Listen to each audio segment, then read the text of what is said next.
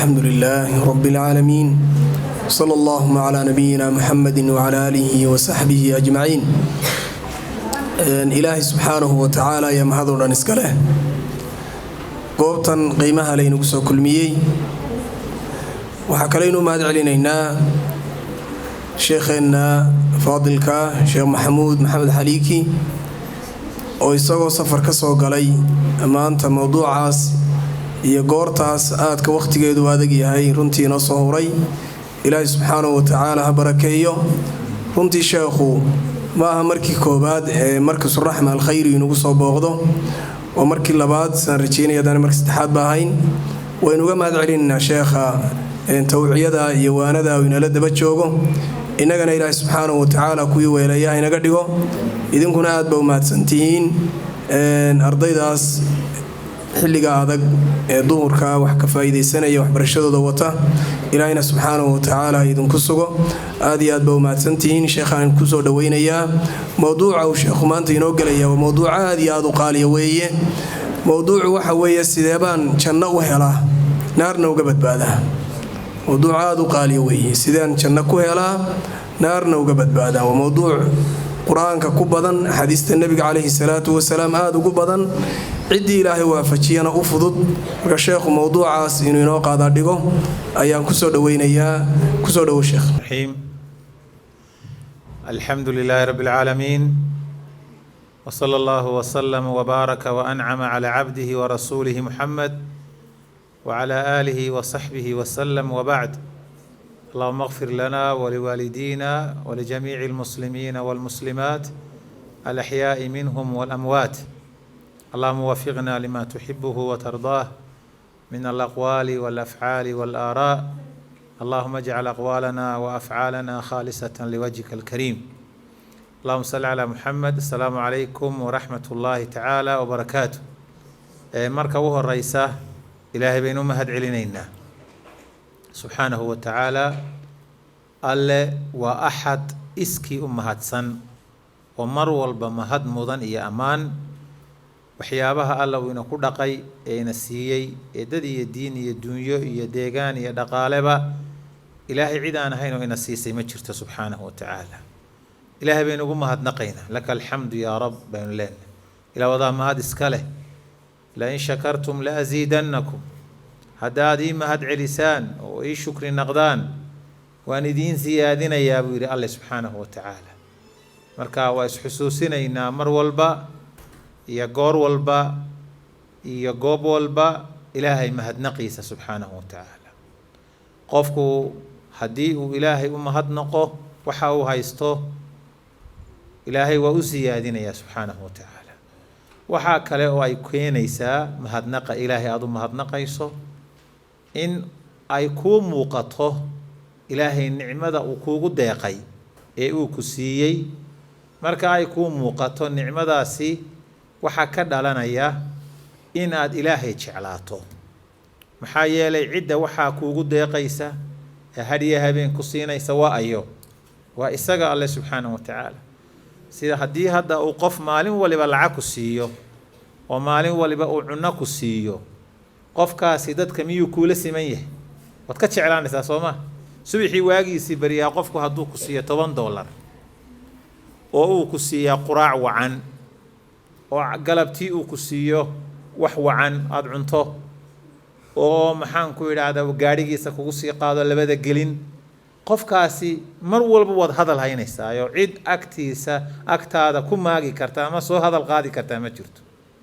bani aadamkii oo wax ku taray baad sidaa tahay fakayfa allaahu rabbulcaalamiin. maxaad u malaynaysaa ilaahay uurkii hooyadaa kugu beeray kaa soo saaray cimriga aad jirto isaga mooyaane cid ku biili jirto ku masruufaysa aanay jirin. hawada aad qaadanayso ee sanka ka qaadanayso wax la mida aanay jirin bilaash buu kugu siiyey ilaahay subxaanahu wa tacaala. marka waxaynu aad isu xusuusinaynaa ilaahay mahadnaqiisa inaynu badinno. ilaahayna wuu ina ku jeclaanayaa subxaanahu wa tacaala. nabiyullaahi nuux qur-aanka ilaahay markuu ammaanayay innahu kaana cabdan shakuuraa innahu kaana cabdan shakuuraa. nebi nuux wuxuu ahaa adoon ilaahay u mahadnaq badan. rasuulku sal allahu calayh wasalam labada gelin ducada dheer ay saydul istikfaar loo yaqaano waxaa ka mid ah ereyada ku jira abuu'u laka binicmatika calaya, waxaan ilaahow kuu qirayaa nicmadaada aada iigu nicmaysay. galabtii iyo subixii wuxuu odhan jiray allaahuma asbaxa bii min nicmatin aw biaxadin min khalqik faminka waxduka laa shariika lak. markaan ilaahay mahadnaqiisa iyo alxamdu lilah iyo nicmadaas waa in aynu carabkeenna barnaa, nafteenna barnaa, dadkeenna barnaa. intaa bacdigeed makhluuqaadka ilaahay u abuuray waxaa ku jira makhluuqaad aan wax dhiba lahayn dheef mooyaane. maxaa ka mid ah? jannada ilaahay baa ka mid ah. jannadu waxaan dheef ahayn iyo barwaaqo ma leh. ilaahay baa caddeeyey qur-aanka kariimka ah. muxuu ilaahay ku magacaabay? wallaahu yadcuu ilaa daari salaam. ilaahay wuxuu dadyow idinku baaqayaa oo idinku yeedhayaa daartii nabadgelyada. oo maxaa looga jeedaa daartii nabadgelyada? wax waliba oo adduunka basharku ka baqayo waad ka badqabtaa. waa meelaan lagu dhimanayn. geeri waad ka badqabtaa, oo gaajo waad ka badqabtaa, oo xanuun baad ka badqabtaa, oo baqdin iyo bugtaad ka badqabtaa. wax kasta waad ka badbaado qabtaa. markaas alla wuxuu leeyahy wallaahu yadcuu ilaa daari salaam. dadyow alla wuxuu idinku baaqayaa oo idinku yeedhayaa daartii nabadgelyada. laakiin waa qofka ay dhaguhu u daloolaan oo qalbigu u furan yahay oo garanaya wey. qofka kale laakiin sheeko caadiya iskala tahayo aada uma dareensana. ilaahayna meesha uu qofka ka eegayo waa qalbiga, ma aha muuqaalka iyo jidhka iyo maryaha iyo waxa jeebka ku jira. waxba kuma qiimeeya ilaahay. qalbiga ilaahay wax ka qiimeeya. qofkaa qalbigiisa maxaa ku jira? maxaa qalbigiisa ku jira? muxuu camaloo sameeya? sidaa awgeed baa rasuulku wuxuu yihi sala allahu calayhi wasalam xadiid alqudsi alla uu ka warinayo acdadtu licibaadiya asaalixiin maa laa caynun ra'at walaa udunun samicat walaa khatara calaa qalbi bashar. addoommahayga saalixiinta ah ee wanaagsan waxaan u diyaariyey maa laa caynun ra'at. jannada waxaan ugu diyaariyey oo deeq iyo nicmo iyo ladnaan iyo barwaaqo ah weli makhluuq ishiisu waxaanay arag. walaa udunun samicat, dheg makhluuq waxaanay weligeed maqal. walaa khatara calaa qalbi bashar,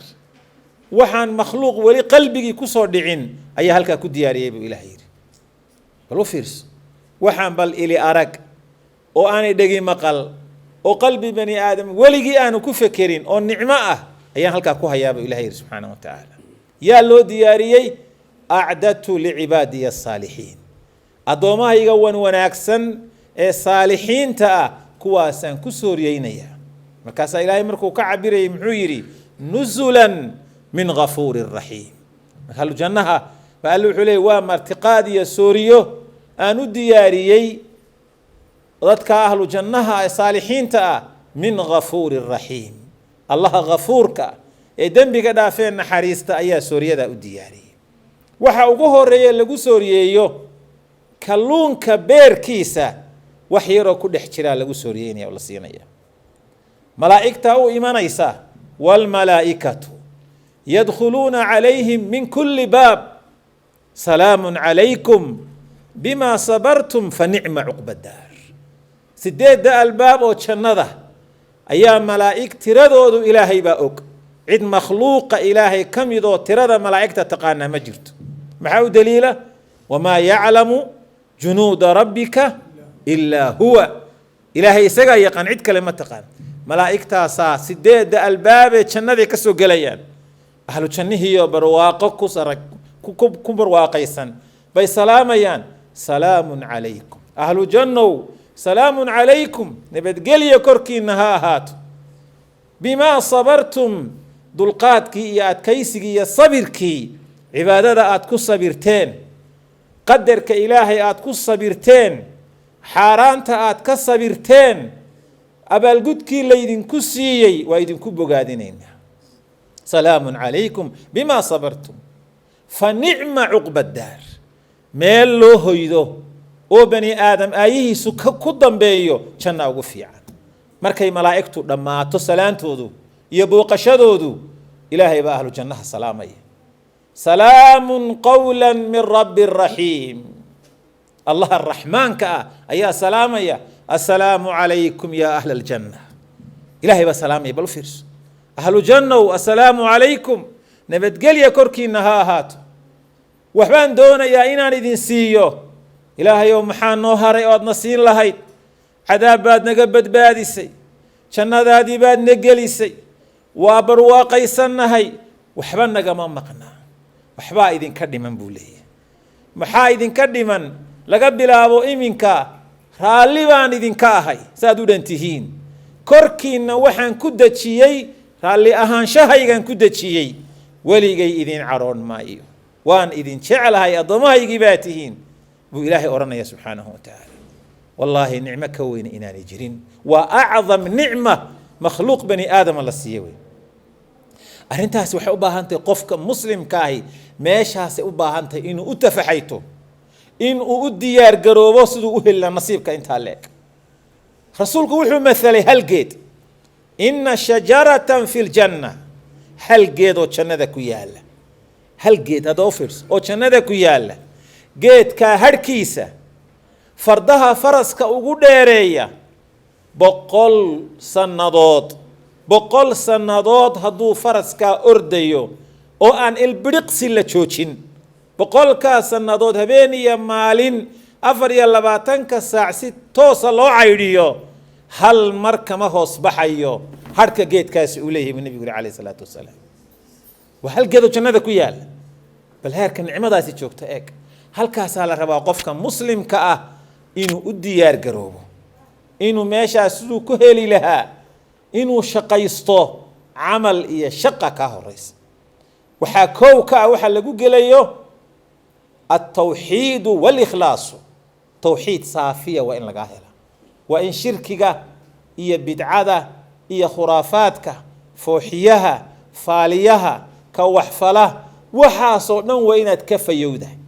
aladiina aamanuu walam yalbisuu iimaanahum bidulmin ulaa'ika lahum اlamnu wahum muhtaduun kuwa ilaahay rumeeyey walam yalbisuu iimaanahum iimaankooda aan ku darin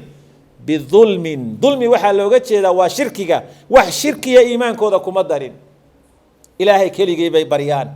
ilaahay keligii bay tala saartaan ilaahay keligii bay magan galaan ilaahay keligii bay kaashadaan ilaahay keligii bay cuskadaan keligii bay wax u gowracaan keligii bay u soomaan u sujuudaan caabudaan oo baryaan makhluuq ilaahay ka soka ma yaqaanaan kuwa caynkaa arrinkoodu yahay ulaa'ika lahum اlamnu nabadgelyay leeyihiin kuwaasi adduunyadana anaa nabadgelinaya aakhirana anigaa nabadgelinaya janno iyo khayr iyo wanaag bay ku dambayn doonaan aakhiriya adduunkaba as'alu llaha an yajcalana minhu qodobka xiga ikhlaas iyo daacadnimo wixii cibaado ah wixii camal ah ee aad samaynayso ilaahay dartii u samee haba yaraado wuxuu hadduu doono waxaad samaynayso noocay ku tahay cibaado la sameeyo ilaahay dartii u samee 3 qof ama 3 dadyow ee naartu aakhira ugu horeeya ay cuni doonto waxaa ka mid ah mid cibaadadii iyo diintii iyo qur-aankii iyo khayrkii istustus iyo ismaqashiis u sameeyey kuwa ay naartu cunaysu kow ka yahay marka ilaahay makhluuqa soo saaro kuwii adduunyada dadka istustusi jiray wuxuu ku odhanayaa ordo aniga hortayda ka baydho oo adduunyada bani aadamkii aad ismaqashiin jirteen ama istustusi jirteen ama ammaan ka doonayseen ama mahadnaq aad ka doonayseen waa kuwa halkaa tubane ordoo bal inaad wax ka heshaan u taga buu ilaahay odhanaya subxaanahu watacaala aniga agteeda waxba idinma yaala waa fahantay soo maa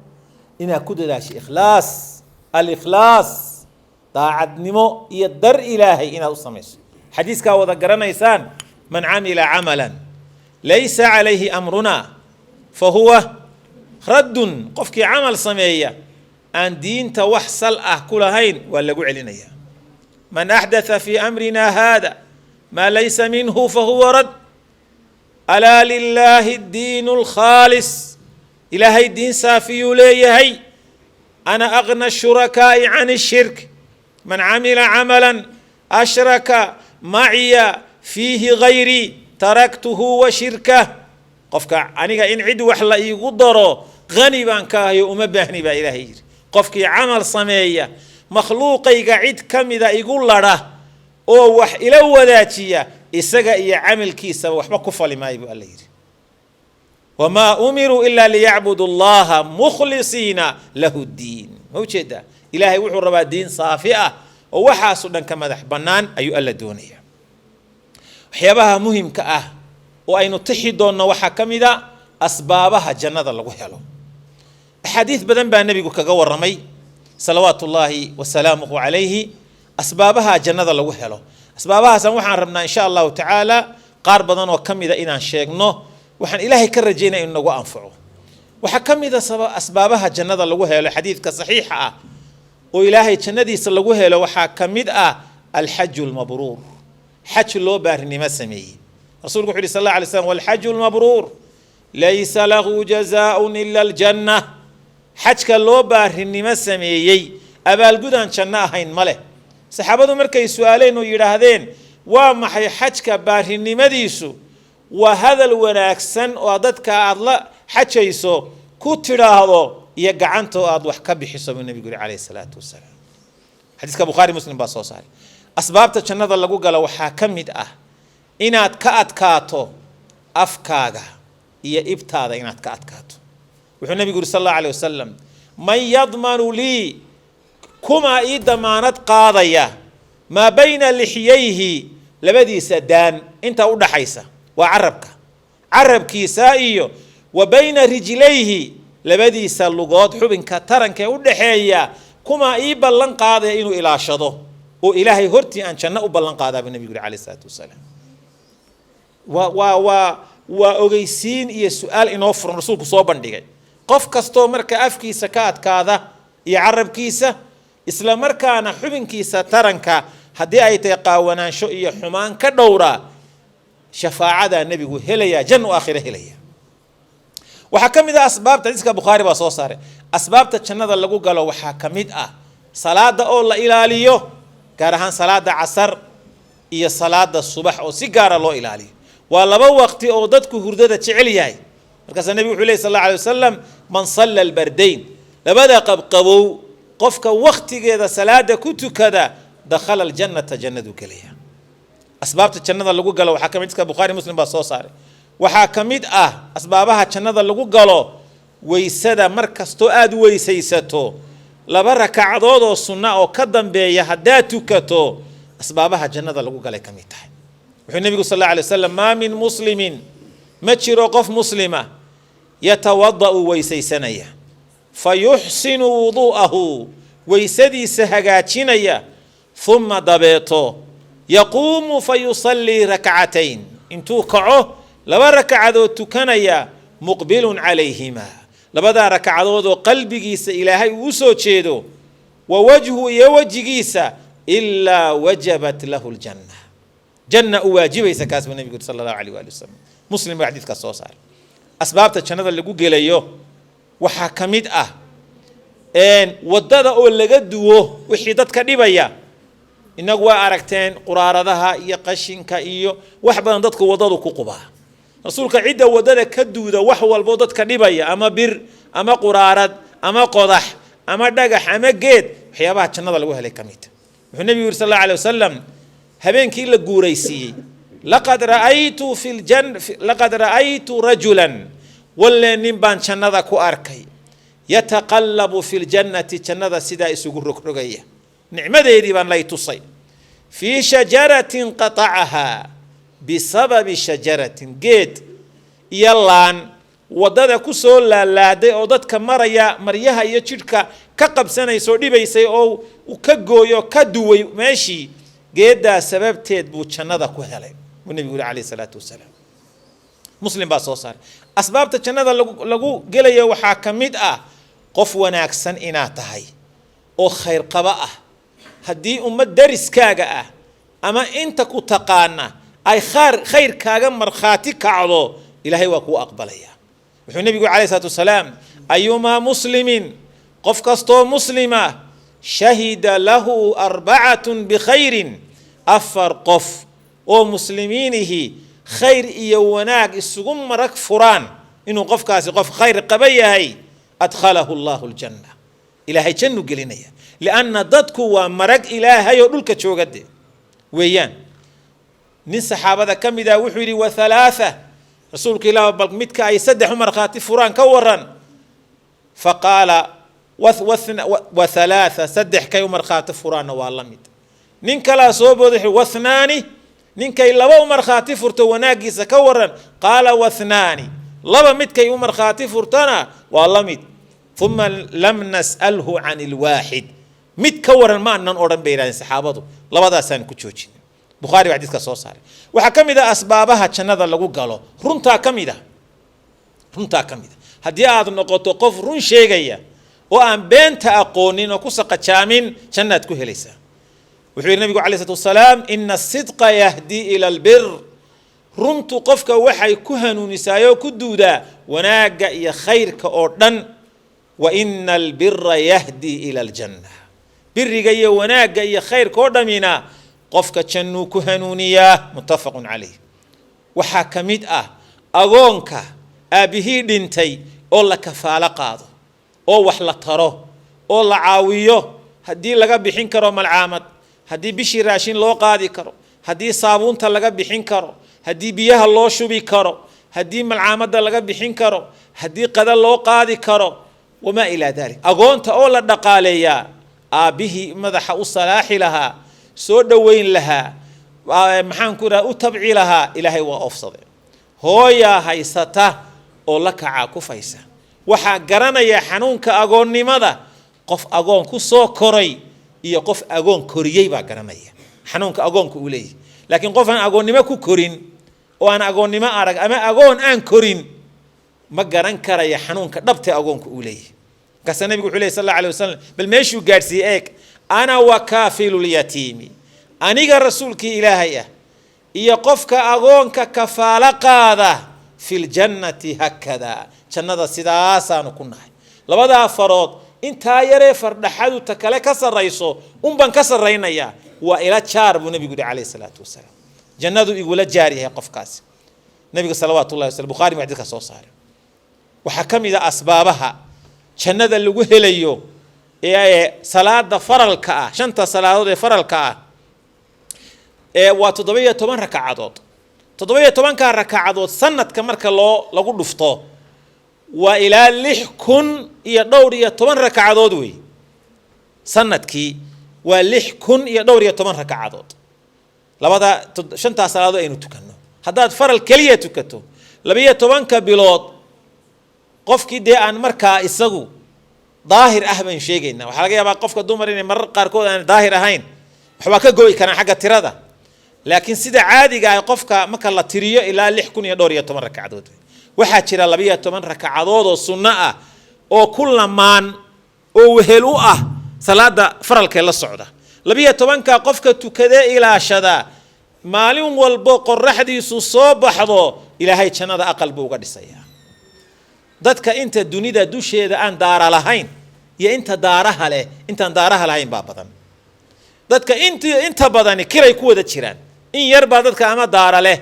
waxaan ku idhaa daarahaasi ay leeyihiin laakiin daarta aakhiro oo dahab iyo luul iyo dheeman iyo barwaaqo ka samaysan cisho waliba daar baa lagu dhisayaa muxuu nabigu sallallahu alayhi wasallam 2 rakacadood oo salaada subax ka horeeya 2 rakacadood marka la aadimo intaan la qiimin 2 rakacadood sunna abaad tukanaysa rakacada koowaad faatixada kadib qul yaa ayyuhal kaafiruun bal akhriya rakacada labaad faatixada kadib qul huwallahu ahad bal akhriya halkaas soo laba ma salaada duur baa la adimay 4 rakacadood oo sunna aba ka horeeya oo laba loo tukado marka duhurkiina tukato 2 rakacadood baad ka dambaysiinaysaa duhurkii maxaa xaq hore iyo xaq dambe kala socda 6 أفرنا وكهريسا لبنا وكدم بيسا لبدي أرورت كهريسين وجي وأي مسا وسديد صلاة المغرب لبا كدم بيسا ما كلتو كدو لبدا النبي يقول سيجار وشيغيو مركو فاتحة أخريو قل يا أيها الكافرون بكور راعين شري markuu talabaad faatixada akhriyana sida subaxa oo kale qul huwa allahu axad buu raacin jiray soo toban maaha cishahana labaa ka dambeeya 12 faralka la socda qofka tukada ilaahay jannada daar buu uga dhisaa nabiga kaleey salaatu wasalaam marka arintaasi waa asbaabaha jannada lagu galo ayay kamid tahay waxa kamid ah asbaabaha jannada lagu galeeyo masaajida iyo malcaamadaha iyo goobaha khayrka dhismahooda laga qayb qaato ilaahay janno kugu siinaya waxa kamid ah asbaabta jannada lagu galayo qofka buka booqashadiisa kamid ah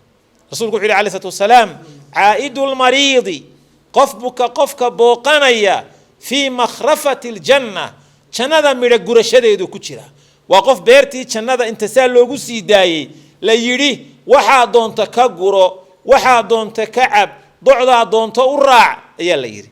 ila goorma inta uu qofka ku sii socdo iyo intuu la joogo iyo intuu ka soo socdo kumanaan ila 700 kun oo malagna waa la socotaay waa sugootinaysa 700 kun oo malag baa la sugootinaysa arrin sahlan ma marka arintaasi nabigu tilmaamay salawaatullaahi wasalaamu alayhi muslim xadiidka soo saar waxa kamid ah asbaabta jannada lagu helo qof uu jecel yahay ilaahay ka qaado oo sabra waalidkii baa ka dhimanaya ubad baa dhimanaya walaal baa dhimanaya ehel baa dhimanaya asxaab baa dhimanaysa inaad sabirto wuxuu yiri nabiga sallallahu alayhi wasallam ma li 'abdi al-mu'min wa hadith al-qudsi adoonkayga mu'minkaahi kuma leh عندي أكتيدا جزاء أبا الجد إذا قبلت مركان نفط كقاضو صفيه قفك أوشعلا مركان كأفصدو أبال كانوها يهدو صبره وحن أتشناها إنسين مايو من أهل الدنيا ثم احتسبه دبيتنا وأشر أرنتا كدونو إلا الجنة تشنو حانين وأبا الجد مايو أبا كاردي مناي هو ياردي منايس ولال بادي منكر أبد با كاردي منكر أهل بادي منكر ولال بادي منكر إنا لله وإنا إليه راجعون بدل هذا ويسدو إسباء بحي أدنى بريء بحدونتا وحيابها جنة الله هلا أي كميتها مركز الله وحورنا يا ملائكة الله الله يا إسقوا حوجاله تاسوا وربحنتو الله إسقوا بحيه وربحنت الله بعد ملائكة وحكورنا يا أدون كيجا قفكي أوتش على أجشي يسوق الشيء نفط مكسو قادن ها محيري مكان نفتك قادين ودنتي محيري يا ربي استرجعك إنا لله وإنا إليه راجعون بيري وحغلظ مؤرن مركاس أورن أرضو ابنوا له بيتا في الجنة أرضو جنة أقل وقدسة أقل كات جنة وقدستان مقعوا بحية بيت الحمد وبحية قرقي مهد نقا إساقانا إسكالي بقال الله سبحانه وتعالى نحمد أنت عليك يقفك مسلم كاي إنه أقالوا والله مرمان النبي صلى الله عليه وسلم عليه وحيري قفك حنون إلهي كوكينو وإندها بلغا قادو وإندها أنت كصبرة أما أوبتك إسي قارن روح كنقضانو كصبرة جنة إلهي كسينيا إذا ابتليت عبدي حديث القدسي بإلهي لهدان أدون كيغا امتحامو بحبيبتيه لبدا وچعلي إندها دان نورك كقادو فصبر وأتكيستو كصبرو عوضته منهما الجنة جنة نقول بدليا جنة نقول بدليا هذا عنده نور كودي كقاضي وكصبره جنة نقول بدليا وحكم إذا حوات جنة الله وهله صون كاكم إذا النبي صلى الله عليه وسلم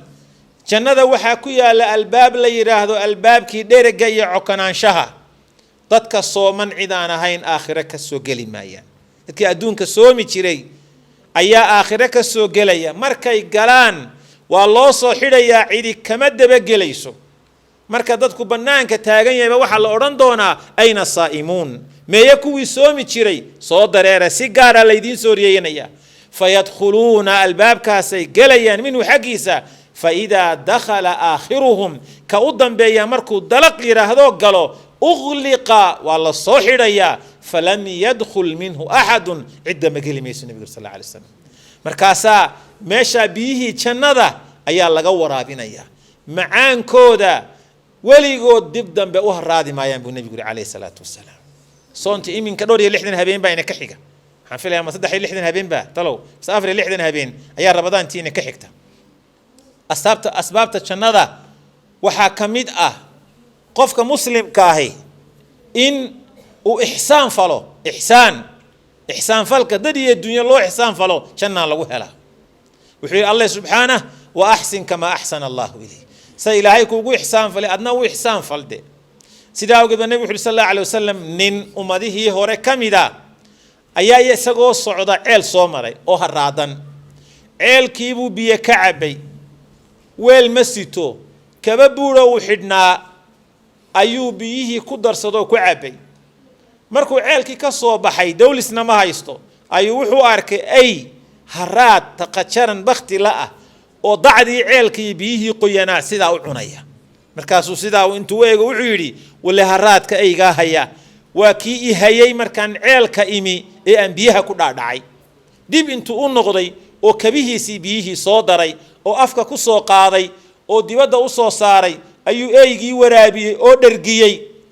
إلهي وأمهات نقي فعل كأوسمي جننا إلهي وواجبي هذا وأي هرادون الله ورابي قف مسلم وهرادون أذ ورابي سكور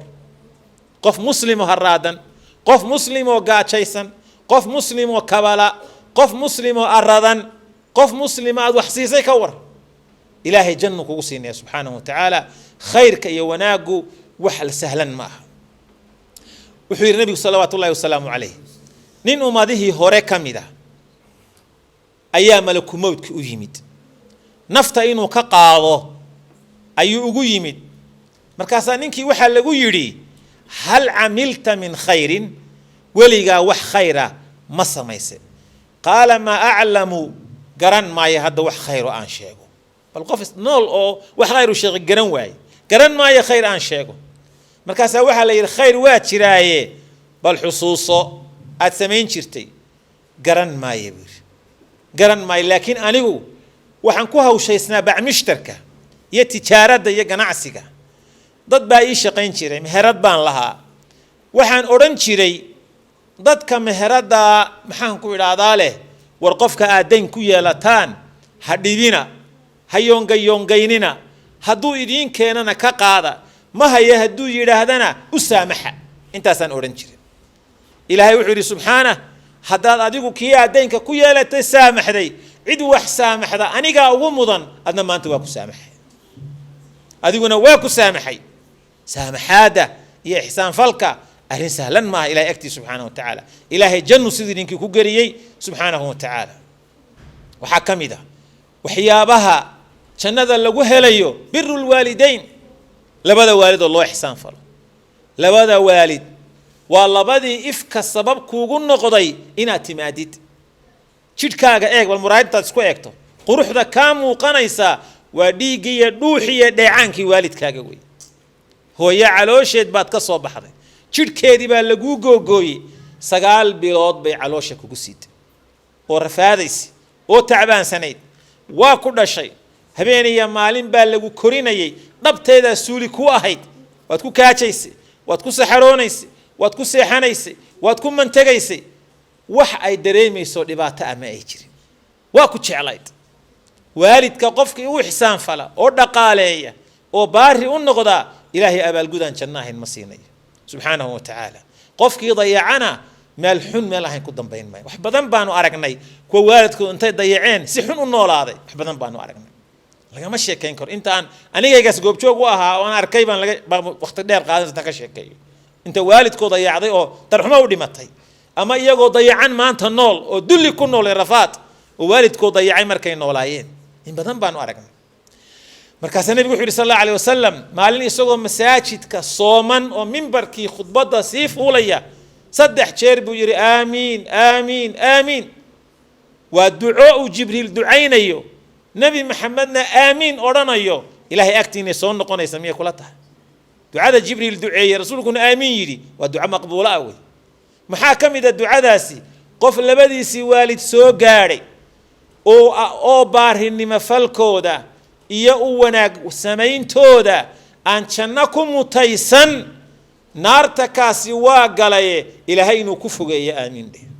آمين بالنبي عليه الصلاة والسلام آمين بير الدنيا ده هدادرك تقف ضيعا لبا ميل انبالغا هيستا أما عبادة إلهي بو كليتا أما هبار والد بو قبا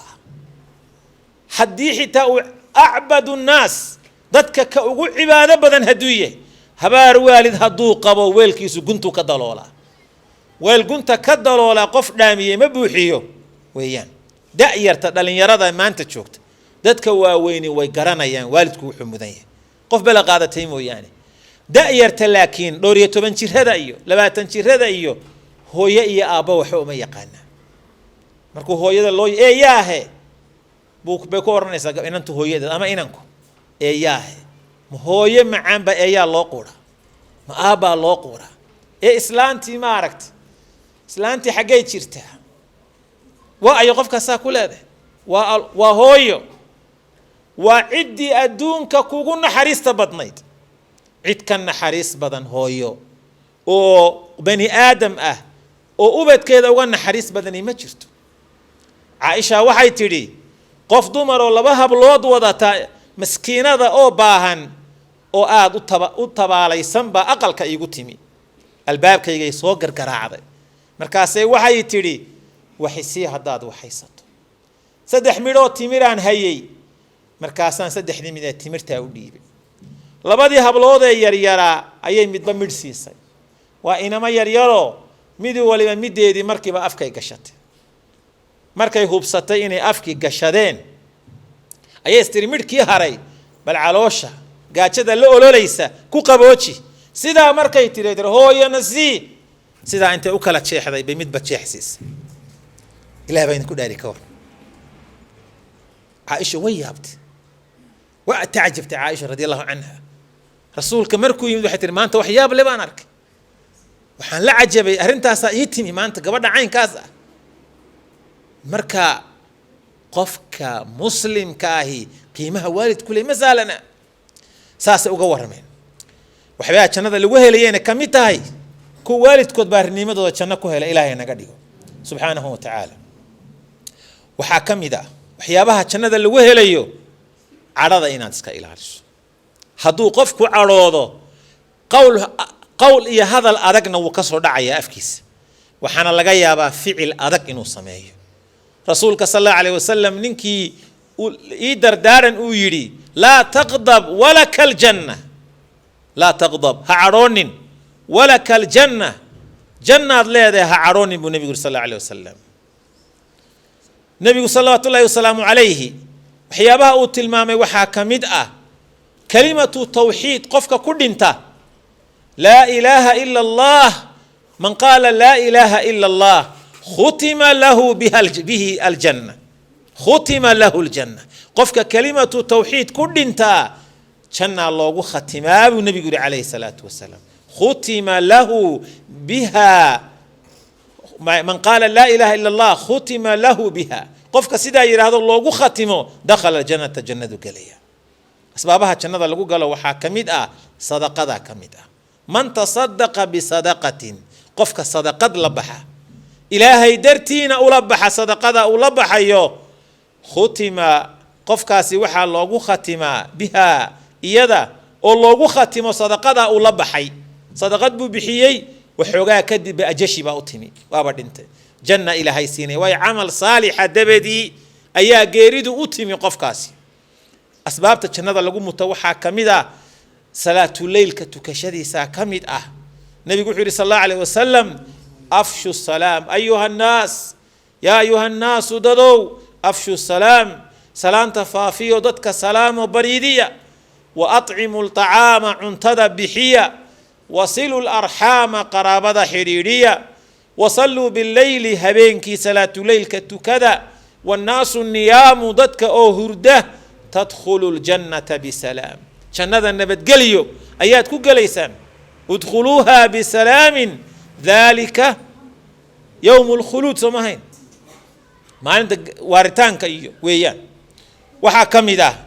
nabiga sallallahu alayhi wasallam alayhi tilan jannada waxa lagu galo 12 sano qofka masaajid ka adima oo muadin ahaada inta ilaahay janno siinaya man adhana 12 sana 12 sanadood qofkii masaajid muadin ka noqda wajabat lahu aljanna janna waajibtay nabiga alayhi salatu wasalam saddex arimood qofka marka uu dhimanayo berika ah oo aan agtiisa oolin oo aan tilmaan ku lahayn oo aan shaqo ku lahayn jannu galaya man maata wa huwa bari'un qofkii dhinta isagoo beri ka ah min alkibri isla weynin iyo kibir walghuluuli khiyaano dad maalkood iyo hantidoodu cunay wadayni daynna aan lagu lahayn dakhala jannata jannadu gelaya daynku waa khatar inagu dadka islaamii hore waxaan ka maqli jiray dadka daynka qaata qaarkood inay oran jireen dayn gurubsato dad qof un dayn iska urursanayaa jira oo aan bixinayn markaasuu oran anigu halkaa ma maree inaga yaradu maxaa dhac dayn baa lagaga leeyahay magaaladoo dhan waa ka xidhayeen meelo badan hal meel kaliya maraya waa dayn ku gud wixiisa qofku waa baahane dayn waa qaadanaya qof aan dayn qaadanayn ma jiro laakiin nabigu wuxuu sallallahu alayhi wasallam qofka daynka qaata niyadiisu ay tahay aad iska bixisid ilaahay baa ka bixinaya wuxuu isaga bixiyo ayaa ilaahay soo gelinaya laakiin qofka daynka qaata islee aadan iska bixin ilaahay baa ku dilay nabigu alayhi salaatu wasallam hal tusaalaan idin siinaya maalin baa rasuulka meyd loo keenay sallallahu alayhi wasallam waa nin saxaabi oo dhintay markii islaamka bilowgiisii wuxuu oran jiray meydka marka la soo dhigo dayn ma lagu leeyahay marka islaamku de xoolo badan ma hayo waa bilowgii hor diinta soo degaysay haddii la yidhaahdo dayn baa lagu leeyahay intuu dhaqaaqo wuxuu odhan jiray salluu calaa saaxibikum ku tukada walaalkiin markii dambe oo islaamku futuuxaad helay oo qanaa'in badan iyo hanti la helay